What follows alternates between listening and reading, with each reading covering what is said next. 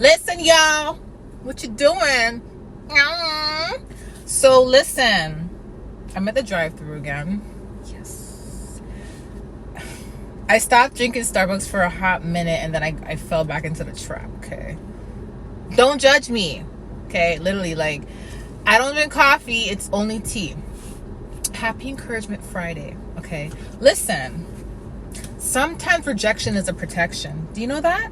Sometimes God's rejection is protection. Listen, here's the message I got for y'all. Some of y'all were rejected left, right, and center. Like, you're rejected left, right, and center. Okay, like all over the place. Rejection, rejection, rejection, rejection, rejection. Probably since you're a little kid. You know, love life, workplace, family, everything like that. Let me tell you something. When God has a plan aligned for you, there's a reason why all these rejections are taking place. Okay. Sometimes if you notice that as soon as you start to have a little breakthrough or things start to look good for you, you know, especially when you feel lonely, because when you get rejected a lot, you start feeling lonely. Like nobody wants you. Nobody cares about you. You know, God don't even love you. Like that's the kind of stuff that goes through your head. And, you know, that's why I gave you guys that scripture, Isaiah 55 verse 8, because it says that God is higher than your thoughts. God is higher than your actions. And you have to understand that if God is higher than your thoughts and God is higher than your actions, and that means God is higher than everybody else's thoughts and actions, right? God already knows what's going to happen to you before it even happens. There's a reason why you're rejected. Certain patterns had to happen in your life to get you in a certain direction, to get you in a certain place. You know, if you never, let's just say, if you never ended up in foster care, I was in foster care, but if I never ended up in foster care, I wouldn't be where I am today. You get where I'm coming from? Or I would have been carrying that same energy that people in my family had. You know, the negativity, you know, the doubting, not having enough faith, and all of that. I would have been carrying that in my bloodline. Yes, it's in my bloodline, but I was able to break it with me. So in a way, yes, I felt neglected being in a group home and foster home, but it was a blessing in disguise for me. You know where I'm coming from? So it's the same thing for you guys. It's like there's a certain thing that happened in your life where you went through a dark path, and if you did not go through that, you're not going to be in a position that you're going to be in, or you wouldn't be in a position you're in right now. There's a reason why you went through it. That relationship that rejected you, God has something better for you. God has a man or a woman that knows how to treat you like a queen or a king that you deserve to be, right? And who knows what could have happened had you stayed in that relationship. So sometimes things happen for a reason. Like, you have to understand, like, things like this happen for a reason. Like, remember what I told y'all about Job? And I told y'all about the different types of transportations you can take. You can go by boat or you can go by plane.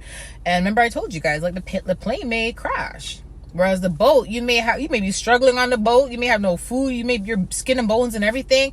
But then you realize later on, like, you actually got to your destination, but you had to endure all that to get there. God is higher than your thoughts and God is higher than your actions. So you have to understand that God has a plan for everything. And what he was telling me recently is a lot of you guys felt rejected. And, you know, a lot of the rejection you guys felt growing up or may have felt in past relationships, you may have started to carry it on into this new, you know, energy phase where right now we're going into a new season. And it's like, he doesn't want you carrying that into the new season, because what he's trying to say is that, you know, you have to be accepting of what happened, because this new season that comes in, those who rejected you can't come back with their hands open. They can't. A lot of them, they're stressing right now. A lot of them are crying right now. A lot of them are like, what did I do? What was I thinking?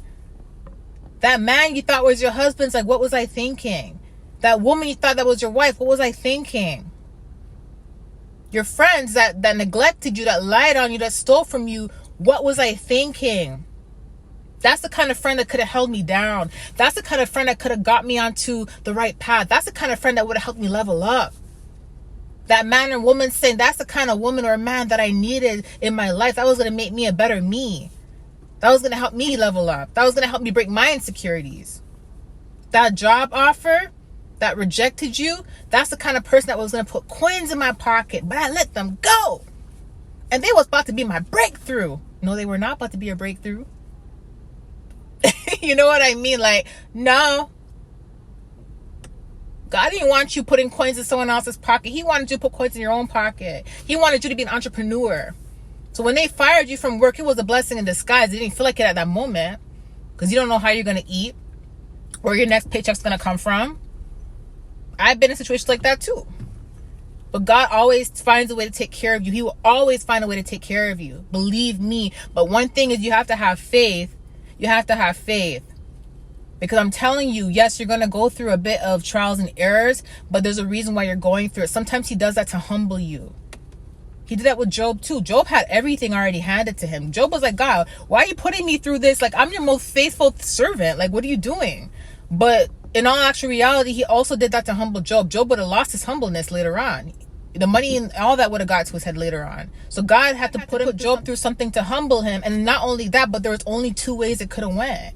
Either he could have went the other way, where, you know, he could have continued to be faithful, but then the money would have got to his head eventually, and maybe he would have lost his life a little earlier. Or God puts him through a little bit of stress and the pain in that moment, and then he gets bigger rewards, better rewards. Look what happened to Job. He got bigger and better rewards. Bigger, better rewards. And then through that those trials and errors, he thought God didn't love him. Listen, there's about to be a breakthrough. A huge breakthrough. Huge breakthrough. Let me tell you.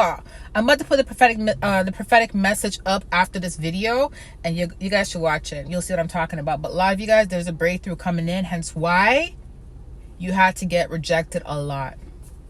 All these rejections led you to this breakthrough you're about to head into. Period. Okay? Let me get my tea. I'll be back.